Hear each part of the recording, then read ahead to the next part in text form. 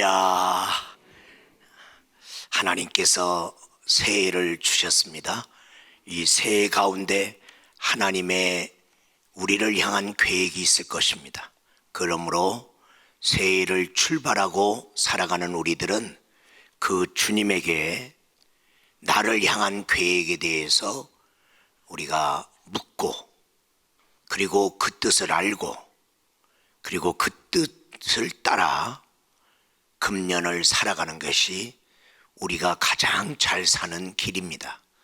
우리가 그렇게 하나님의 뜻을 이루며 살아갈 때 우리 나라 가운데도, 또 내가 속한 교회와 또 여러분이 속한 그 가정 속에서도 그 하나님의 뜻대로 이루어지는 놀라운 한 해가 될 줄 믿습니다. 그래서 제가 어떤 목회 계획보다도 먼저 하나님 앞에 가서 기도하는 목회 계획을 세운 것은 우선순위적으로 지혜로운 것이다. 그리고 우리 귀한 성도들도 함께 어느 처소에 있든지 리더를 엎드리게 하실 때 그 공동체에 있는 성도들이 함께 기도함으로 지혜롭게 함께 여러분 개개인에게 향한 하나님의 계획이 알려지는 놀라운 축복이 있기를 주의 이름으로 축원합니다.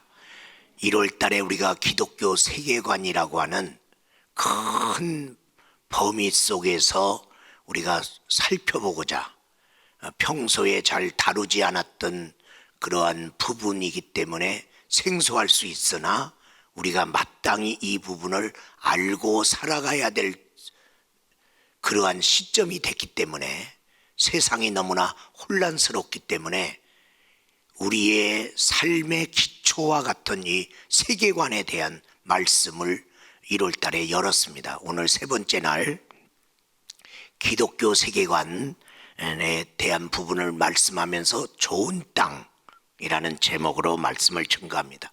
우선적으로 우리가 생각할 것은 지금 우리는 어떤 세계관의 땅에서 인생을 농사지면서 살아가고 있었나.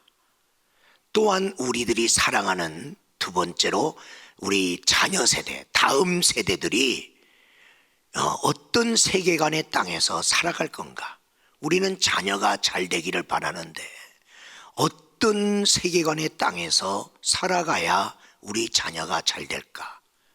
내가 살아온 세계관의 땅과 우리 자녀들이 살아갈 세계관의 땅을 오늘 살펴보면서 다음 세대에 되는 우리 자녀들이 좋은 땅에서 기독교 세계관에서 살아갔으면 하는, 그렇게 살아가야 되는, 오늘 부모 세대들이 깨닫고 우리 부모 세대들이 우리 다음 세대들에게 이 기독교 세계관의 땅을 그들의 삶의 터전으로 주야겠다는 거룩한 결단이, 뒤로 물러갈 수 없고 포기할 수 없는 결단을 우리가 가져야 될 것입니다. 왜냐하면 오늘 성경에도 4가지 땅이 나와요. 4가지 땅이 나오는데 동일하게 똑같은 씨를 뿌렸음에도 불구하고 결과가 다르잖아요. 이 세계관의 땅을 다 다르게 갖고 있는데 어떤 땅에는 심으면 아예 처음부터 씨가 새가 먹어버리잖아요. 또 어떤 밭은 처음에는 기쁨으로 잘 자라는 것 같은데 결국 뿌리를 못 내려서 말라버림으로 열매를 가질 수 없고, 또 여러 가지 복잡한 생각 속에서 성장하고 있는 우리 자녀들, 가시던 불밭 같은 데서 그들의 큰 성장, 하나님께 영광 돌릴 수 있는 단계까지 갈 수밖에 없는, 그리고 중간에 막혀버리는 것이죠. 오늘 좋은 땅에다가 우리 자녀들에게 물려줘야 될 이유는 좋은 땅만 열매가 있잖아요. 좋은 땅에만 30배, 60배, 100배의 생각하지 못했던 놀라운 결과가 있잖아요. 그러니까 헛농사 짓지 않기 위해서 우리 자녀들에게 기독교 세계관의 이 좋은 땅을 물려줘야 되겠다. 그러면 첫 번째로 우리가 살고 있는 이 땅은 여러 다양한 세계관의 땅을 이미 갖고 있는 거예요.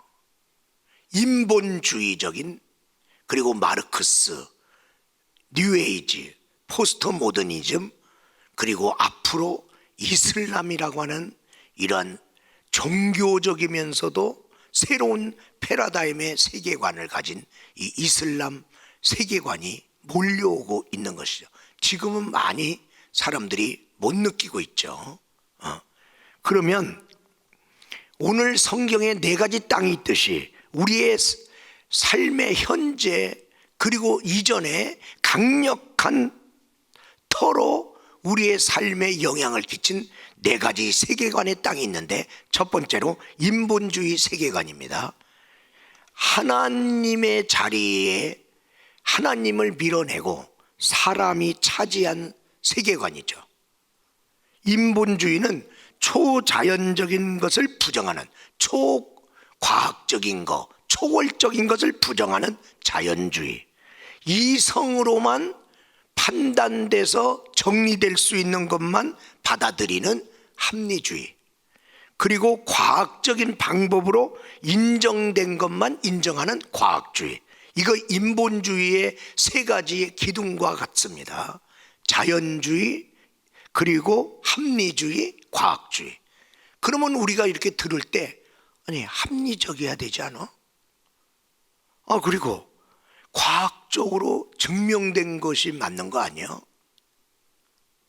그리고 모르는 거, 안 보이는 것은 좀 불확실한 거니까 그런 건 받아들이지 말고 보이는 거, 자연적인 것만 받아들이자. 당연한 거 아니냐? 그러면 우리는 인본주의 세계관이, 예수를 믿어도 인본주의 세계관 속에서 내가 신앙생활을 하고 있는 거예요. 그래서 이성으로 안 받아들여지는 것은 성경이 말을 해도 안 받아들이는 거죠. 과학주의라고 하면서 인본주의 세계관에서는 빅뱅 이론을 들고 나왔어요. 우주의 기원은 빅뱅으로 이어졌다. 어느 날 우주 가운데 큰 폭발이 있었다는 거예요. 그러면서 우주가 만들어졌대. 아니, 증명도 안 되는 가설로, 그 다음에 생명의 기원을 그들은 진화론이라는 가설로, 어떤 생명체가 점점 진화해서 사람이 되었다는 거예요. 증명해라는 거예요. 증명이 안 됩니다.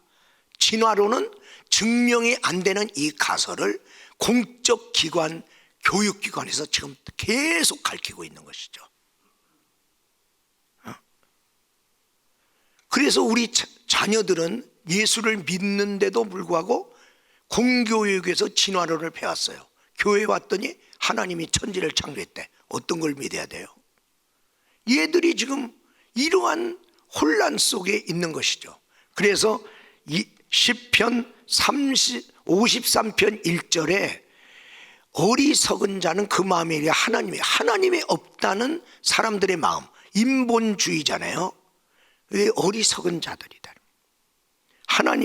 그리고 하나님이 배제된 이 땅의 인본주의에서는 윤리의 절대 기준이 없어요. 상대적인, 상황윤리적인 거예요. 그때 달라요. 이것이 인본주의 세계관에서 나온 거예요. 여기에 어긋나는 것은 잘못된 것이다. 그런 기준이 없다니까요. 인본주의에서는. 그때마다 다르니까 그때마다 판단하자는 거죠.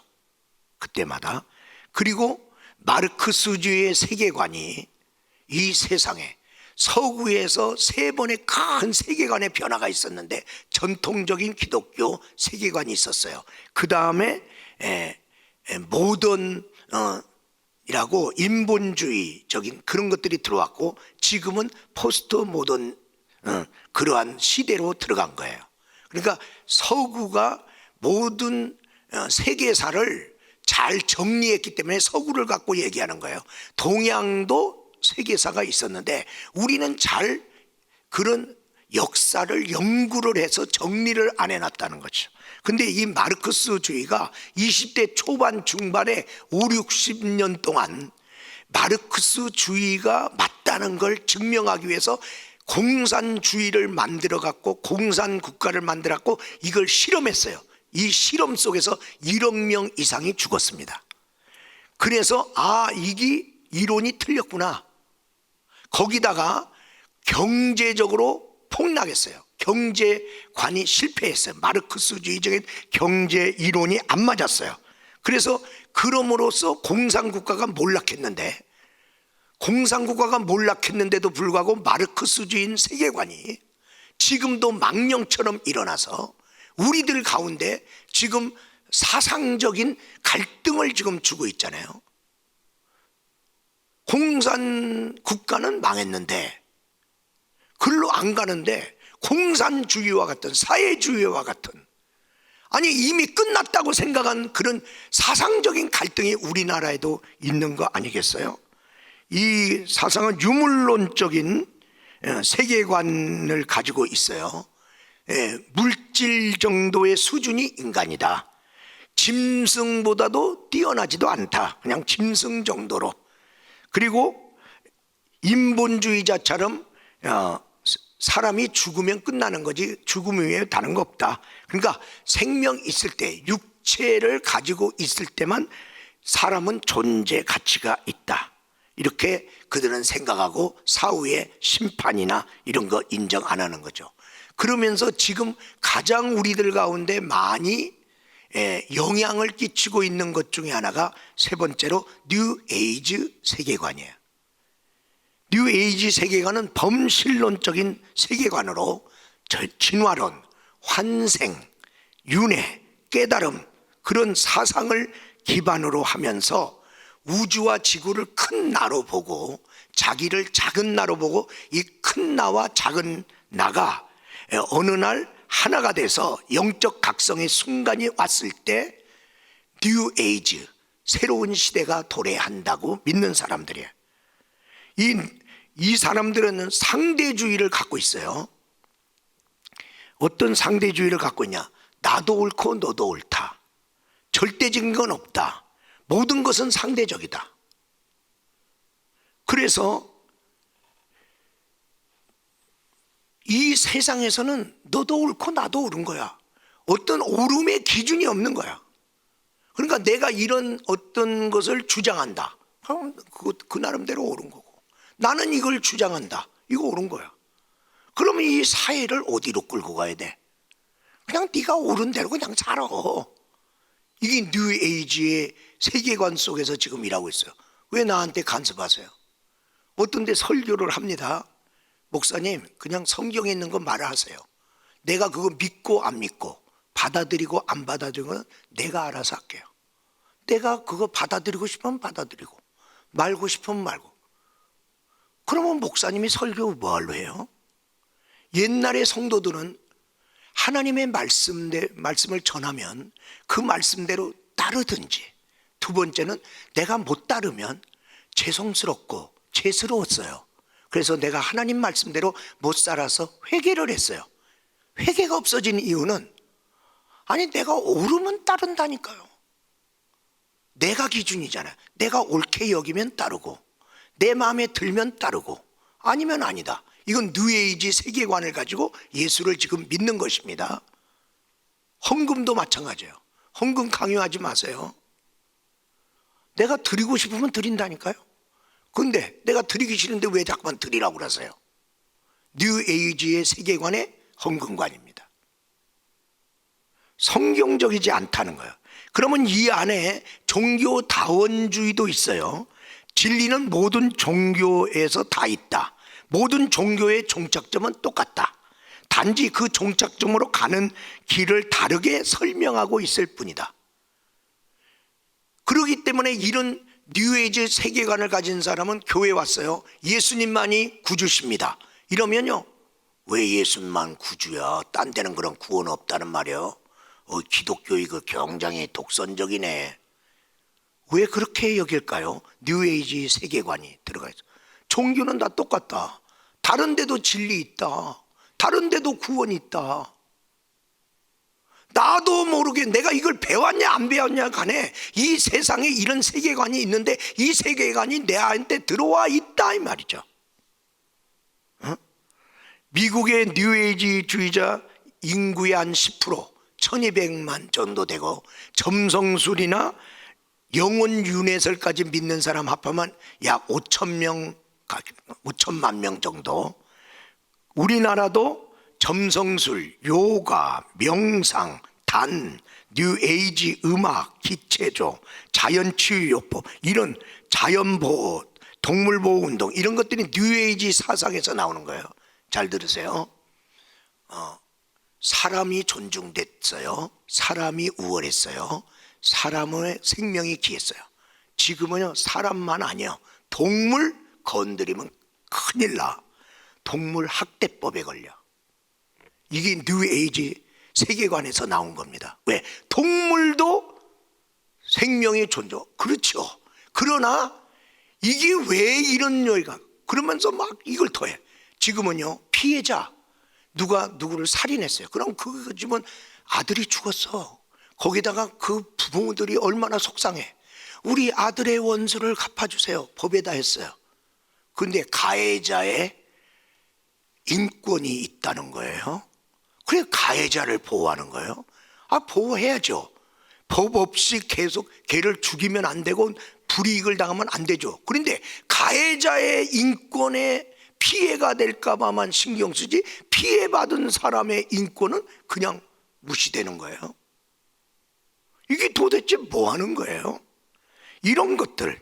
그러면서 얼마 전에 많은 사람들이 인기리에 봤던 드라마 도깨비, 이게 뉴에이지 세계관에서 만들어진 거예요. 불가살 요새 나오고 있죠. 옛날 사람이 현대에 와갖고 옛날에 나에게 원수를 해코지한 사람을 내가 현대에 와갖고 그 사람 쫓아다니면서 그 사람 죽이겠다는 거 아니겠어요? 그리고 현재에 사는 사람은 이게 어디서 나타난 거야? 이걸 어떻게 대처해야지? 그래갖고 막 현재 사는 사람이 과거에 살던 사람이 나타나갖고 막 휘젓고 돌아가니까 이걸 어떻게 정리해야 되냐고. 이 세상이 지금 혼란스러워. 왜 영혼의 윤회설을 믿어요? 왜 환생을 믿어요? 그러니까 막 복잡해요. 지금 살고 있는 사람하고 잘 지내는 것도 어려운데 이미 살았던 사람이 나타나고 막 이렇게 하고 저렇게 하고 여러분이 어떻게 그걸 감당하려고 그러세요? 원수마귀가 이 세상을 완전히 난장판 만들어 놨어요. 뉴에이지 세계관을 가지고. 그리고 더 나가서 지금 포스트 모더니즘 세계관 속에 들어갔습니다. 이게 프랑스 좌파 지식인들이 마르크스 위주를 밀었다가 그게 실패했잖아요. 실패하면서 이것을 다시 옷 바꾸고 나온 것이 포스트 모더니즘이에요. 자, 사사기 21장 25절에 말씀해 보니까 그때에 이스라엘 왕이 없으므로 사람이 각기 자기 소견에 오른 대로 행하였더라. 어떤 권력을 가진 어떤 절대의 어떤 힘의 법이 없이 내 소견대로. 그러니까 이 세계관을 가지면 진리, 도덕, 정의, 가치, 언어의 의미, 절대성이 없어요. 절대성을 절대로 인정 안 하는 세계관이죠. 개인의 자유를 최고의 가치로 생각하죠. 그러므로 이제 국가주의 사라진 거예요. 나라가 잘 되냐 못 되냐 상관없어요. 잘 되면 좋고. 그런데 나라가 빚이 1000조야. 그런데 재난지원금 달라는 거 아니야. 복지 혜택 더 달라는 거 아니야. 내가 행복하면 된다. 내가 도움이 되면 되지. 국가가 빚을 지든 말든 상관없어요. 여러분 지금은요 개인적으로 자기가 좋아하는 사상을 갖고 있어요. 사상 갖고 있는데 이 사상을 가짐으로 이 나라가 망하냐 안 망하냐 상관없어. 내가 좋아하는 사상대로 살려고. 나라하고 나하고 무슨 상관이야. 아니 내가 이게 좋다는데. 개인의 결정권이 중요한, 이게 포스트 모던 시대의 세계관입니다. 그래서 이 세계관은 개인의 자유를 최고의 가치로 생각하며 기존 사회 질서에 대해서는 파괴적이다. 그래서 그 전에 역사가 있어요. 근데 포스트미즘 세계관이 딱 들어오면서 모든 역사 뒤엎어버려. 다시 한번 조사해. 그리고 우리가 지금 새롭게 해석하는 대로 역사 다시 해석해. 모든 역사를 그래서 뒤바꿔 놓는 거예요. 왜? 기존 이 땅에 있었던 질서를 파괴하는 것, 그것이 포스트미즘 세계관에서는 강력해요. 그래서 그 세계관 속에서 나온 게 해체주의야. 이 해체주의로 형이사학적인 걸 해체한다. 그게 뭐야?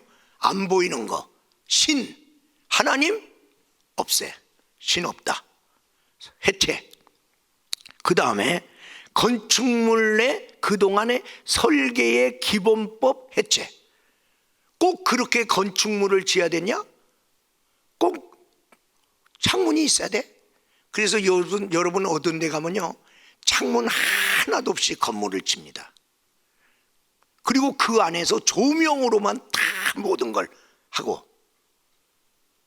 그럼 옛날 같으면 그거 답답하잖아요. 그런데 이제 건축물에도 그런 부분이 들어왔어요. 그리고 꼭 정사각형 뭐 이런 걸로 안 하고 이제 막 꼬부라지는 것도 굉장히 다양한 건축물이 나왔어요. 이게 그런 세계관 속에서 건축하는 사람들에게 영향을 끼친 거예요. 그 다음에 문학 해체주의. 문학 해체주의는 작가는 글이나 써, 해석은 우리가 알아서. 작가가 무슨 뜻으로 이걸 썼다는 거 우리한테 말하지 마. 내가 읽고 내가 해석할게. 내가 읽는 대로 내가 해석할게. 그러니까 작품 해석은 독자의 몫이니까 작가는 그냥 쓰기나 해라. 작가의 의도를 말. 성경, 이것이 성경과 법조문의 해체주의로 들어갔어요. 그래서 성경 써 있어요. 하나님이 썼어? 하나님이 누구를 들어 썼어? 쓴 걸로 끝. 내가 읽으면서 내가 원하는 대로 해석할게. 그런 식으로 지금 예수를 믿는 사람이 생겨났어요. 왜? 그렇다면 그 사람은 포스트니즘 세계관으로 성경을 보고 있는 거예요. 법조문, 법에 써 있잖아요. 그럼 법조문대로 판결이 나와야 되는데 요즘 법조문대로 판결이 나와요. 판사 취향대로 나와요. 판사 취향대로. 왜? 판사가 나 이 법조문 해석 이렇게 되는데 자기가 해석한 대로 법조문을 해석했고, 아니 저 사람은 옛날로 말하면 감옥에 들어가야 돼. 근데 무죄, 석방. 아니 이게 말이 되냐? 그래서 요즘 재판을 받으려고 그러면 판사가 누구냐? 그 판사를 따라가잖아요. 왜? 저 판사한테 판결 받으면 분명히 이상하게 나온다 이게야. 해체주의의 영향이 이 법의 판결에도 나오기 시작했고 성경을 가지고도 나오기 시작했어요. 그래서 이런 식으로 성경을 읽으니까 동성애도 하나님이 인정하셨다고 해석 나온 거예요. 6.8 운동이라는 것이 있는데 그 구호는 모든 금지하는 것을 금지하라. 그러니까 성경에는 금지하는 것도 많잖아요. 그러니까 그거 따르지 말으라는 거죠. 사회의 모든 권위와 주류 문화를 파괴시키는데 이 포스트 모더니스트들의 특징적인 표현법, 누가 뭐라고 막 얘기해. 그건 네 생각이고, 그 말을 썼다면 이 사람은 포스트니즘 세계관으로 말을 한 거예요.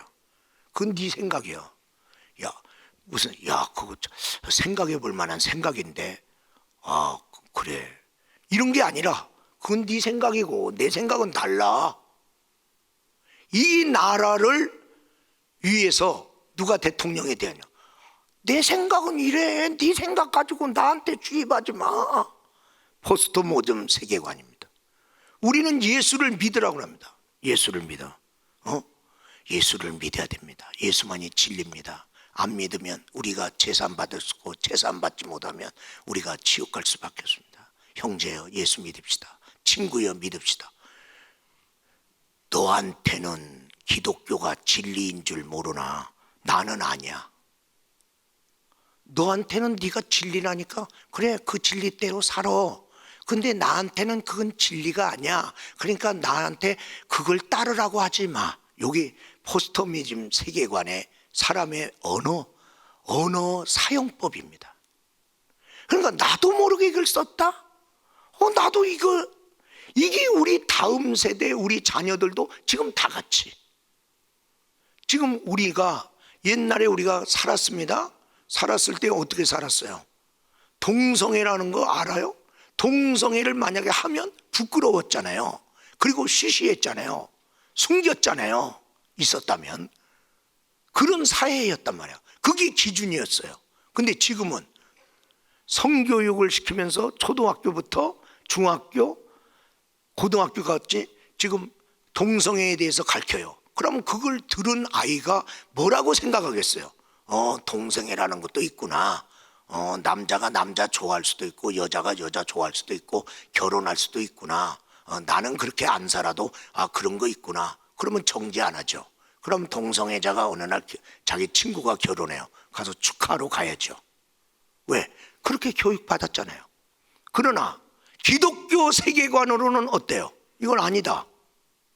우리는 아니죠. 그러니까 지금 교육이 이렇게 바뀌어서 아이들에게 줬는데 우리 학생들도 그 교육을 내 자녀도 받았는데 내 자녀가 교회에 왔어요. 근데 진화론을 배웠는데 교회 오면 창조론 얘기하고, 동성애를 학교에서 가르쳤는데 교회에서는 동성애는 하나님이 기뻐하지 않는 죄 중에 하나다. 어떤 걸 따라가야 돼요? 이 혼란 속에 우리 자녀들이 있단 말이죠. 그러면 이제 그 다음 세대에 오는 이슬람의 세계관은 저 엄청난 나중에 도전이 돼요. 왜냐하면 그 세계관은 5가지 기둥의 교리와 5가지 행동 강령, 이들은 삶과 종교가 같이 가는 거예요. 그래서 그 이슬람 국가에서는 다른 종교를 갖고 있는 사람은 핍박을 받든지 감옥에 갇히든지 추방당하든지 아니면 엄청난 세금을 물면서 있어야 돼요. 그러니까 개종할 거냐 아니면 너는 이 나라를 떠날 거냐, 강요되고 있는 거예요. 그리고 그들의 영역을 바깥에서는요 사리아라고 하는 법을 활용하면서 직장은 다 달라도 그들만의 모임의 단체를 만들어서, 그래서 회교 성당을 만드는 거였죠. 그래서 그들은 어떻게 하든지 성당 만들고 그 다음에 이슬람 대학 만들고 학교 만듭니다. 그리고 할렘이라고 하는 그들이 먹는 그 이슬람이 먹는 식품 공장 만들어라. 이걸 자꾸만 정부에다 요구하는 거죠. 그리고 목사님이라고 여길 수 있는 그런 위치의 종교 지도자인 이마미를 파송하죠. 그래서 이 나라에 와서도 그들만의 모임의 집단주의를 만들어요.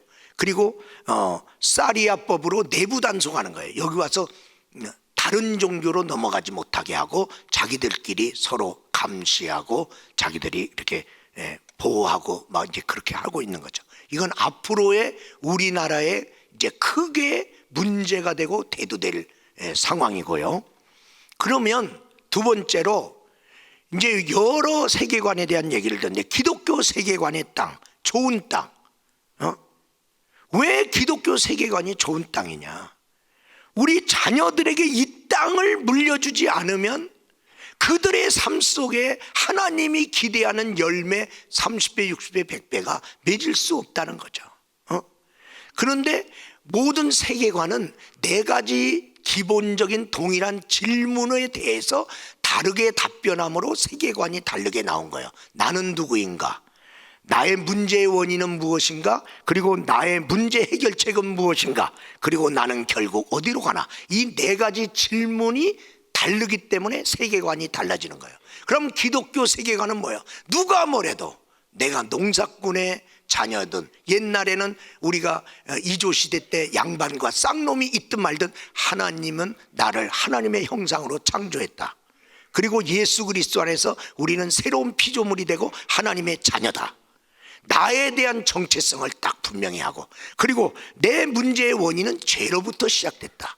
그러니까 죄져서 타락함으로 삶의 모든 문제가 파생됐기 때문에, 그래서 문제 해결책은 죄를 회개함으로, 죄 문제를 해결함으로 해결된다. 근데 우리 크리스찬들도요, 죄를 졌어요. 그러면 하나님을 피해 댕겨요. 부끄러워서 못 나온다 그래서, 볼낯이 없어서 못 나온다 그랬고, 두려워서 못 나와. 그건 기독교적인 세계관이 아니야. 죄 문제를 해결하려면 하나님께 나와야 되는데, 그러면 문제를 해결하려고 하나님 잘못 살았어요, 하나님 나 이렇게 살고 싶지 않은데 살았어요, 하나님 회개합니다. 회개함으로 문제가 해결되기 시작하는데, 기독교적인 세계관이 안 돼 있기 때문에 미안해서, 두려워서, 죄송해서 이래서 안 오는 거예요. 그리고 내가 어떻게 해결하겠다는 거예요. 아니, 문제가 생긴 그 사람이 어떻게 문제를 해결해요?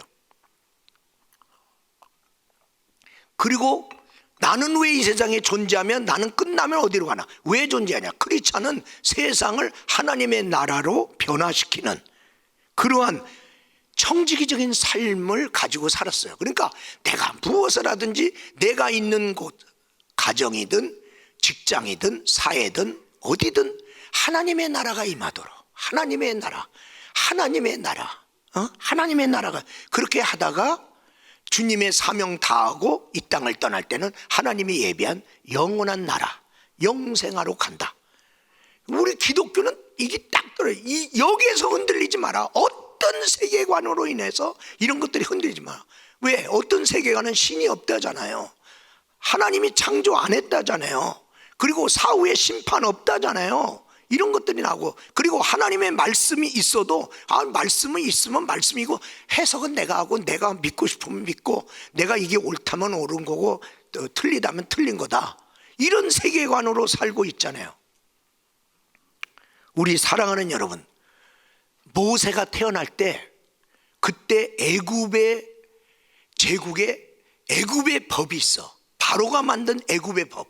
그 법 아래 그 애굽에서 사는 히브리인들은 그 법과 하나님 믿는 것과 상충되기 때문에 엄청난 고통을 받습니다.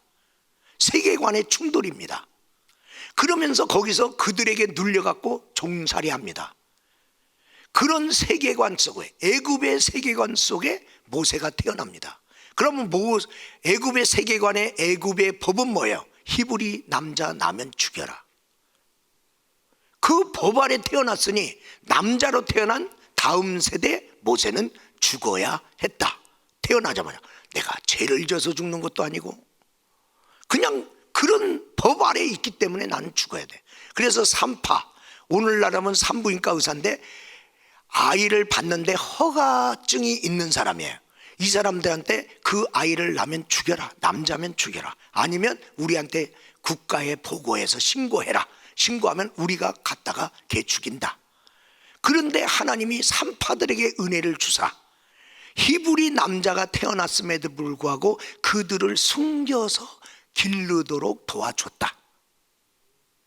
이제 그러는 가운데 모세가 태어난 거예요. 그런데 3개월이 됐는데 이 아이의 울음소리가 크니 남자 아이의 울음소리가 여자 아이의 울음소리가 다르고, 아이의 울음소리가 나면 또 조사하러 다니는 사람이 들어와서 남잔가 여잔가 또 확인해갖고 그때 또 발각되면 또 잡혀 또 가는 거죠.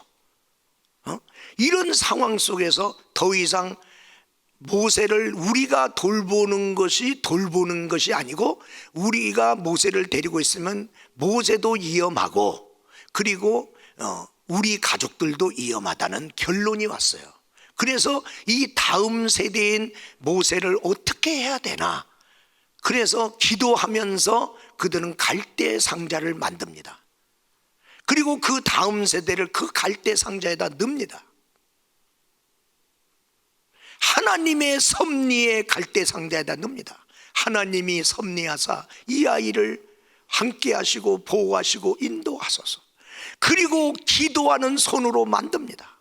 이 자녀를 보내면서 이제는 떠나가면 언제 만날는지 곧 죽을란지 모르는 하나님, 이 아이의 생명을 위해서 기도합니다. 이 아이를 이 땅에 태어나게 하신 하나님의 뜻을 이루소서 기도합니다. 사랑의 손으로, 사랑하는 마음으로 너는 잘 살아라. 어떡하긴 잘 살아. 내가 데리고 너를 살릴 수가 없다. 어디를 가든지 잘 살아라. 사랑하는 마음으로. 이렇게 해도 닮은 그 갈대 상자가 새면 어떡해요? 그 아이가 그 안에서 죽죠. 새는 상자 만들면 안 되죠. 그 상자가 내려가다가 나일강의 풍랑에 확 뒤집혀지면 뒤집어져서 죽잖아. 이 세상에 지금 여러 가지 세계관이 막 출렁거리고 있어. 거기에 이 아이를 기독교 세계관에다 집어넣었어. 보냈는데 이게 뒤집어지면 어떻게 기독교 세계관으로 안 살고 세상 세계관으로 살 거 아니에요. 축복하는 거예요. 여러분, 우리 다음 세대들을 위해서 이 요가벳과 같은 이 모세의 부모와 같은 애절한 마음이 지금 필요해요. 너희들이 가는 이 세상 길은 너무나 험난하고 험난하다. 너희들 그런 가운데도 하나님 믿는 그 신앙의 세계관을 너희들은 잃어버리지 말아라. 하나님 얘를 인도하소서. 돌볼 사람을 만나게 하소서. 그러면서 미리암보로 따라가 보라. 따라갔는데 그때가 언제냐면 바로의 공주가 목욕하러 나오는 날이야. 근데 막 히브리 애들이 가끔 이렇게 떠내려 갔단 말이죠. 남자애를 자기 손으로 죽일 수 없으니까 떠내려서 이제 알아서 풍랑에서 죽든. 그래 갔는데 바로의 왕의 법에 반대할 사람, 그 법 아래서도 그래도 이 아이를 보호해 줄 수 있는 사람은 바로의 공주밖에 없어. 딸이 얘를 양자로 키우겠다는데 아버지가 버려라 해도 키우겠다는데 내 아들이니까 손대지 말라는데 바로가 자기 딸의 아들을 손댈 수 있어? 이 길 뺏기는 네가 살 길이 없다. 그래서 보냈는데 하나님의 은혜로 바로의 공주의 손에 그가 눈에 띄었고 그 사랑스러워서 그가 그를 왕궁으로 데려가잖아요. 하나님의 섭리의 손에 맡기는 거야. 그런데 왕궁에 갔더니 애굽의 최고의 애굽 문화의 교육을 받네. 세상 교육 받은 거야. 최고의 세상 교육. 그럴 때 공주는 젖이 없잖아요. 애를 안 낳기 때문에. 그래서 젖을 먹일 수 있는 보모를 구하는데 미리암이 막 달려가서 젖 먹이는 보모를 소개할까요? 그래갖고 모세의 친어머니를 보모로 왕궁에 데려가서 걔가 젖 먹을 동안만 걔를 기르잖아요. 젖 먹을 동안만 기르는데 그때 모세 어머니가 얘에게 가정교육을 시키는 거예요. 모세야, 너는 왕궁에서 살아도 너는 히브리이냐? 너는 히브리냐? 히브리인은 이런 사람을 말하는 거야. 하나님 여호와 하나님을 믿는 그 민족이 히브리이냐? 하나님만이 유일한 신이야. 하나님이 우리를 반드시 구원할 거야. 이런 걸 가르쳤어요. 여러분, 애굽의 왕궁 교육을 받은 모세인데 이 어머니가 주는, 부모가 주는 시잡잔한 것 같은 교육이 모세의 정체성을 확립합니다. 여러분, 지금 학교 교육에다 애를 맡겼어요. 그러고 애들이 잘 자라기를 바라는 거예요, 여러분은. 그러니까 오죽하면 기독교 대안학교에 돈을 더 들여서라도 왜 보내냐? 다음 세대들이 이 교육이 이게 말이 아니니까. 근데 그렇게는 못하면 내가 가정교육으로 얘를 신앙교육을 모세의 어머니처럼 시키지 않으면 내 자녀가 세상 교육으로 인하여 정체성이 바뀌어버리면 얘는 하나님 안 믿는 애가 되는 거예요. 하나님을 위해 살아갈 애가 안 되는 거예요. 그 정체성이 흔들리지 않았기 때문에 히브리인 백성을 누가 애국 군인이 괴롭힐 때 몰록에 가서 애국 군인을 죽이잖아요. 그리고 그로 인하여 쫓겨났고, 그러나 그가 자라서 하나님의 정체성 가지고 신앙 정체가 가진 모세가 애굽을 뒤엎어버리고 자기 백성을, 하나님 백성을 이끌어내잖아요. 여러분, 우리 다음 세대들의 이 기독교 세계관을 지켜줘야 된단 말이에요. 한 분의 말씀을 드리고 말씀을 마치겠습니다. 최의승 장로님, 이제는 목사님도 됐어요. 왜냐하면 선교지를 왔다 갔다 하는데 가서 세례도 주고 그래야 돼서 목사 안수도 받았는데, 이분이 대의그룹 전 회장이죠. 죽게 하듯 하라, 규장사에서 나온 그 책이 베스트셀러인데 그 주인공입니다.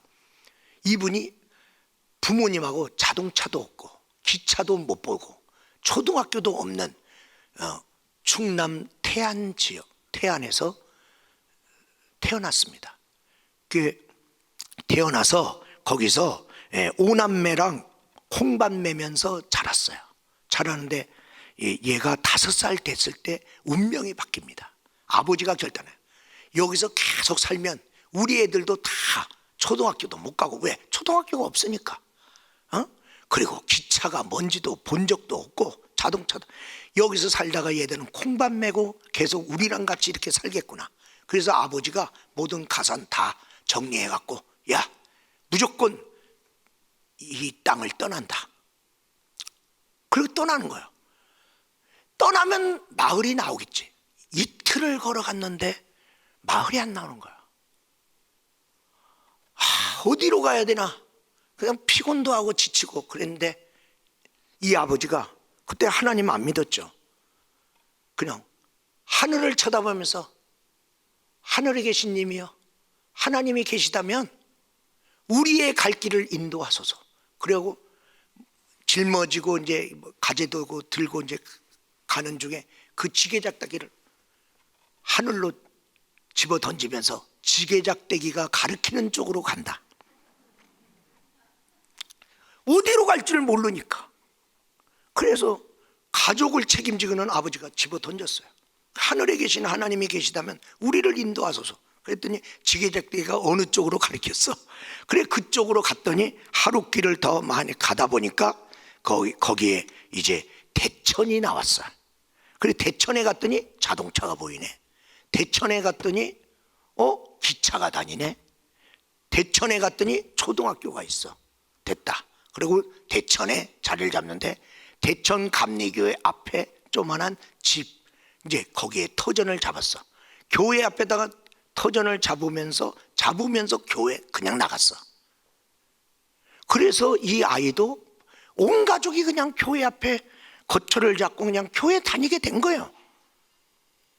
이게 나의 운명의 어떤 큰 변화가 될 줄 어떻게 알았냐? 교회가 없고 자동차도 없고 초등학교도 없는 마을에서 교회 있는데, 초등학교 있는 데로 나왔단 말이야.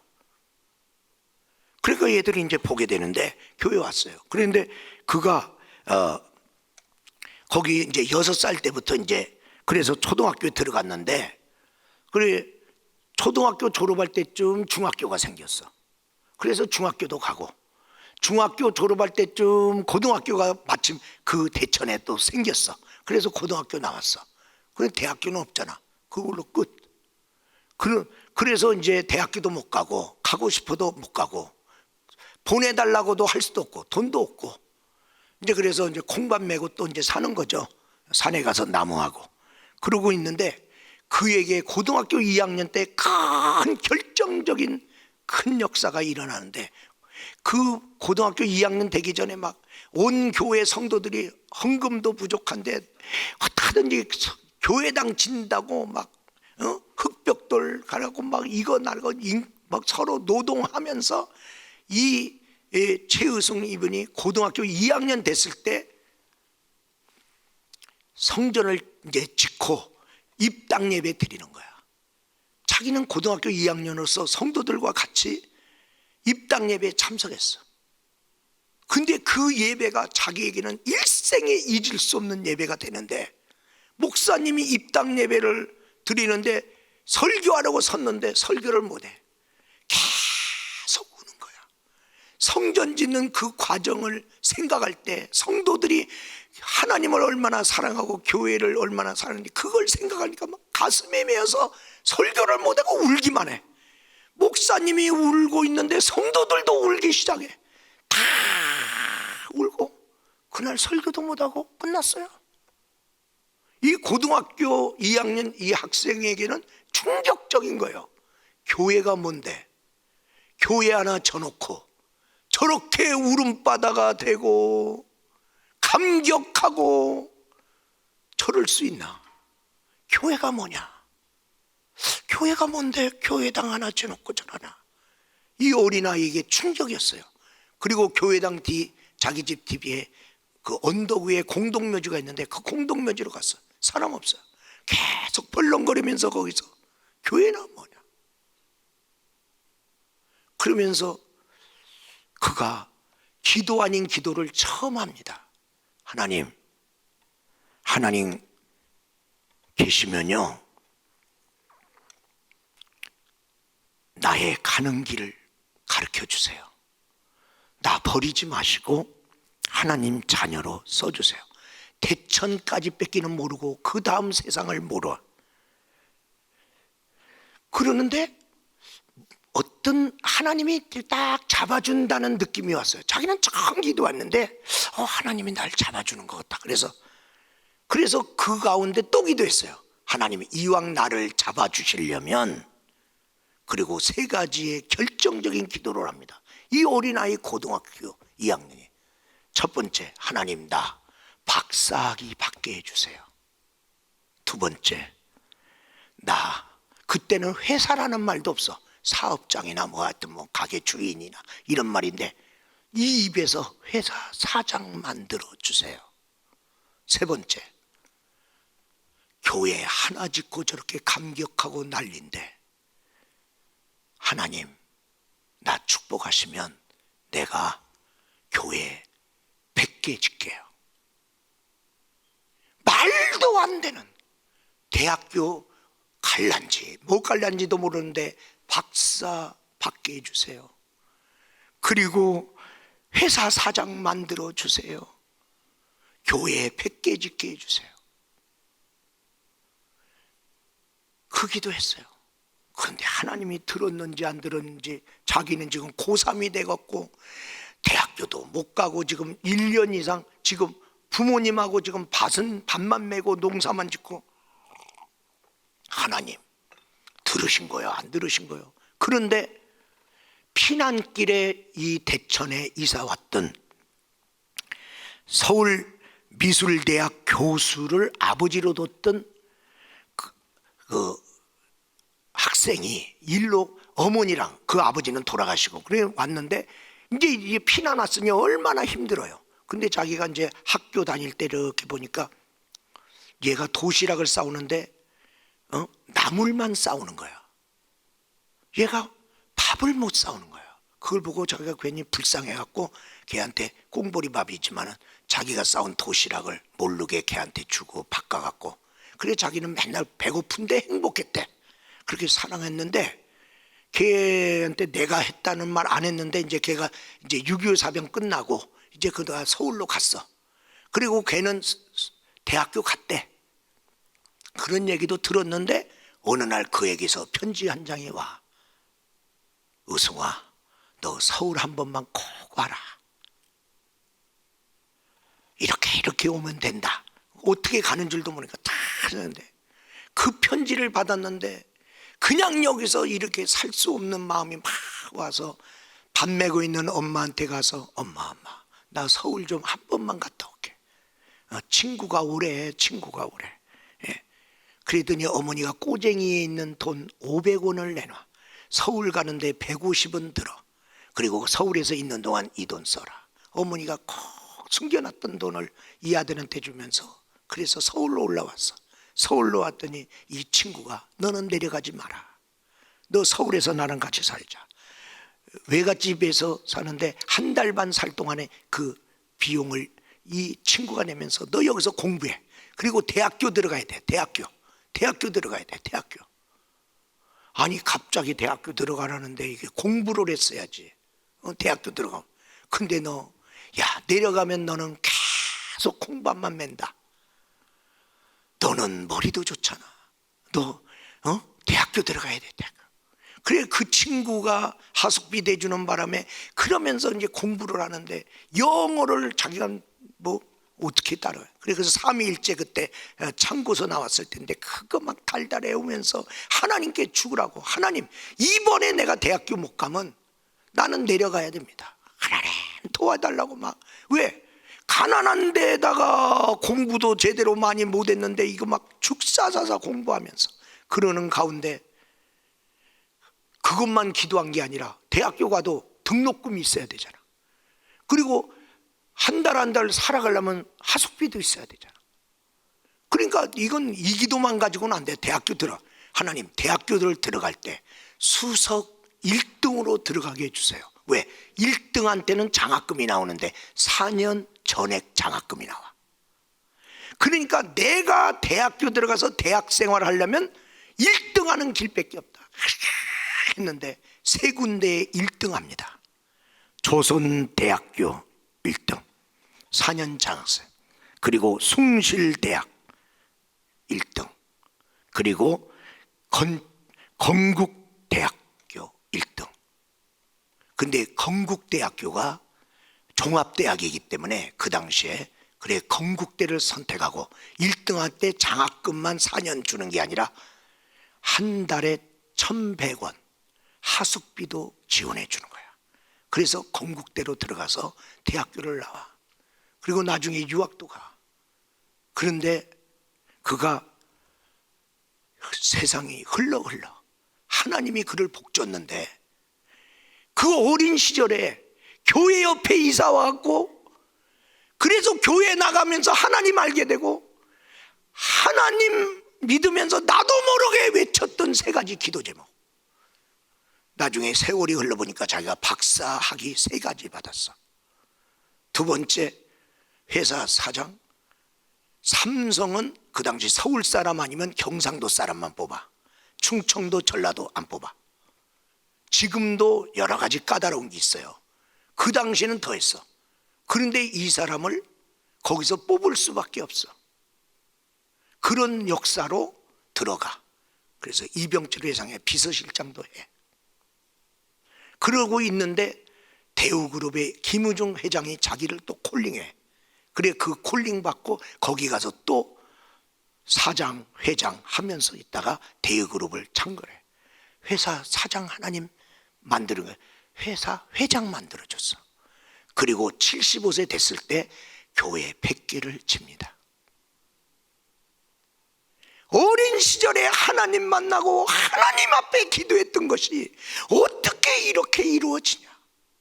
대학교 갈 수 없는 나를 대학교 가게 만들고 박사 못 받을 거 받게 하고 다음 세대들에게 어린 시절에 우리 자녀들에게 어떻게 하든지 교회와 가까이 어떻게 하든지 하나님 살아계시다, 너 하나님하고 내 인생 걸어라, 이거 심어주면 이 아이들이 나중에 커서 어떻게 될까요? 모세가 커서 이스라엘 민족을 다 구원하잖아요. 제우승 이분을 커서 하나님이 그의 기도대로 교회 100개 세우잖아. 그래서 남은 이제 회장 자리도 이제 물려주고 이제 그래서 남은 재단에다가 자기 남은 재산 같은 거 기부하고 이렇게 넣는데 하나님이 말씀하기를 다시 100개를 져라. 아니 돈 내놓기 전에 지라고 그래야지. 돈 다 내놨는데 지금 지라면 어떻게 해요?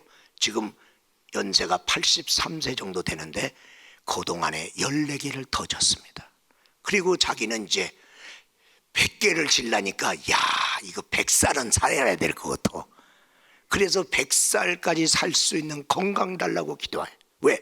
하나님이 다시 100개를 지라는데 아니 그냥 하루아침에 100개를 질 수 없으니까 하나님이 지금 100세까지라도 살게 해달라고 지금 기도하고 있는 거예요. 우리 사랑하는 여러분, 다음 세대들 자녀들의 세대 때 하나님을 만나게 하고 하나님을 알게 한다는 게 그의 운명에 얼마나 큰 역사를 이루느냐. 우리 결론적으로 말씀합시다. 따라서 합시다. 다음 세대에 좋은 땅 기독교 세계관을 물려주자. 우리 주의 이름 한번